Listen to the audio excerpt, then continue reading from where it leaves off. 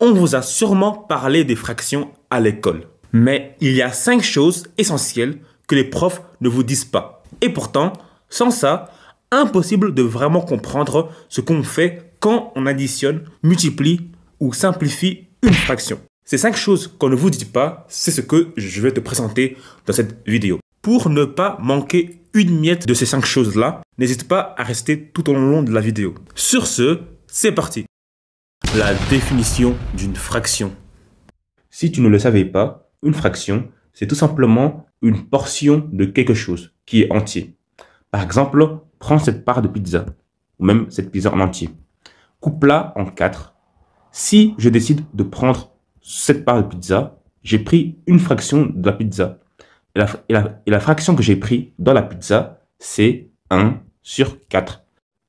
Tu peux voir ça avec des pizzas, mais aussi avec des gâteaux, ou encore avec du pain. Par exemple, prenons du pain. Ok? Ce pain-là, je vais le couper en 5. 1, 2, 3, 4. Bon, en temps normal, c'est des parts égaux. Mais du coup, dans ces 5 parts-là, je vais décider d'en prendre 2. Dans ce cas, j'ai pris quoi? J'ai pris 2 sur les 5 morceaux que j'ai coupés. Dernier exemple, celui-ci ne sera pas tout à fait facile. On va dire qu'un examen, il y a 4 réponses justes à avoir. Eh bien, moi, je n'ai pas eu 4 réponses justes sur 4 réponses justes. Mais à la place de ça, j'ai eu 3 réponses justes sur 4 réponses justes. Eh bien, ça, c'est aussi une fraction. J'ai eu 3/4 des points à avoir.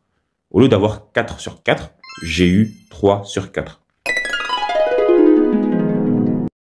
Ici, comme tu peux le voir, j'ai la fraction 3/4. Eh bien, le 3, c'est ce qu'on va appeler le numérateur. Et le 4 qui est en bas, c'est ce qu'on appelle le dénominateur. C'est important de comprendre ces deux petits vocabulaires parce que c'est avec ça qu'on va travailler. Deuxième chose que tes profs ne t'ont pas dit. L'addition entre deux fractions. Pour additionner deux fractions entre eux, il faut que ces deux fractions aient le même dénominateur. Par exemple, ici, on a 1/4 plus 1/4. Ces deux fractions-là, je peux les additionner entre eux car ils ont le même dénominateur. Ici, c'est 4. Du coup, ça me fait quoi? Pour cela, tu recopies le dénominateur, 4, et en haut, tu additionnes les numérateurs entre eux. Ça fait 1 plus 1. Et ça me fait 2/4. Et bien sûr, on présente les fractions de manière la plus simple possible. Du coup, je vais diviser en haut par 2 et en bas par 2. J'obtiens 1/2. Voici ma fraction, mais simplifiée. Troisième chose que tes profs ne t'ont pas dit. Multiplier le numérateur et le dénominateur par le même chiffre ou nombre.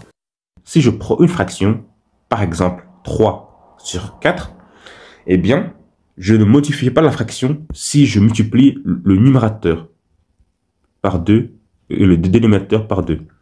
En toute généralité, je ne modifie pas une fraction en multipliant le numérateur et le dénominateur par le même chiffre. Je peux aussi décider de multiplier le numérateur et le dénominateur par un nombre, comme 20, 30, 40. Ça revient au même. Au moment où tu multiplies le numérateur et le dénominateur par ce même nombre ou ce même chiffre, tu ne changes pas la fraction. Un autre exemple, si j'avais comme fraction 1/4, eh bien, je peux faire ça. Au numérateur, je le multiplie par 5 et au dénominateur, je le multiplie par 5. Ça me fait 5 sur 20. Si tu n'es pas convaincu, fais 1 divisé par 4 et fais 5 divisé par 20.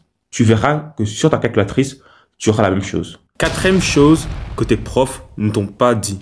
Pour multiplier deux fractions entre eux, il te suffit de multiplier les numérateurs entre eux et les dénominateurs entre eux.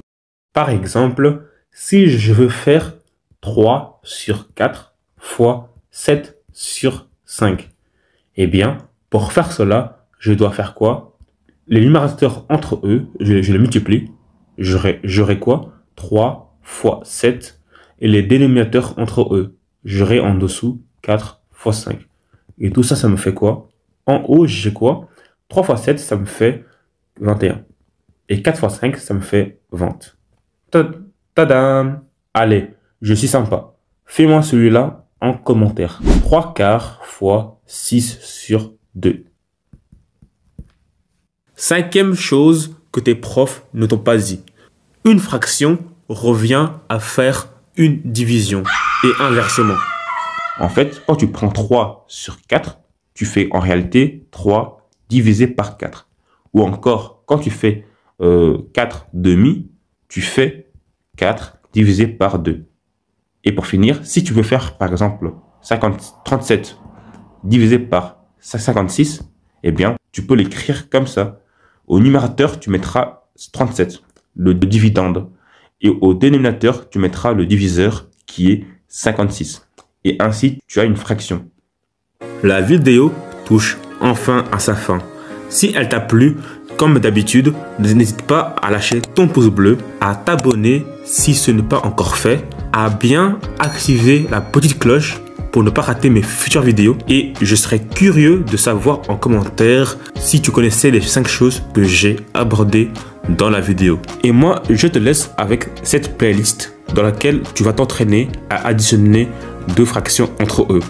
Tu verras, d'abord c'est des calculs faciles, puis moyens et puis difficiles. À la fin du playlist, je te garantis que tu auras un niveau de monstre dans le calcul des fractions en addition.